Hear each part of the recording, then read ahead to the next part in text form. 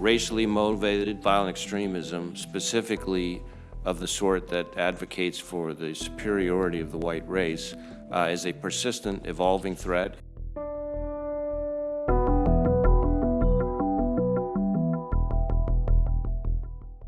In terms of domestic violent extremism, domestic terrorism, that number has grown steadily on my watch. So we've increased the number of domestic terrorism investigations from around 1,000 or so when I got here to up to about 1,400 at the end of last year to about 2,000 now. That's domestic terrorism overall. When it comes to racially motivated violent extremism, that number, again, number of investigations and number of arrests has grown significantly on my watch. And the number of arrests, for example, of racially motivated violent extremists who are what you would categorize as white supremacists last year was almost triple the number it was in my first year as director.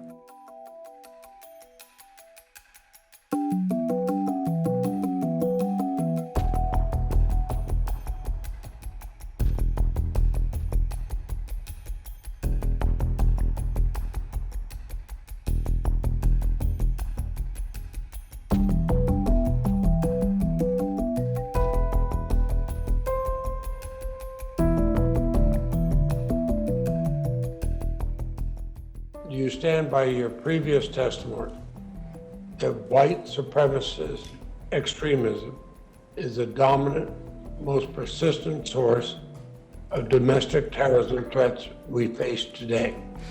I would certainly say, as I think I've said consistently in the past, that racially motivated violent extremism, specifically of the sort that advocates for the superiority of the white race, is a persistent, evolving threat. It's the biggest chunk of our racially motivated violent extremism cases for sure, and racially motivated violent extremism is the biggest chunk of our domestic terrorism portfolio, if you will, overall. I will also say that the same group of people we're talking about have been responsible for the most lethal attacks over the last, say, decade. And when I look at what happened on January 6th, it appears that right-wing white supremacist groups played an instrumental role in the violent assault.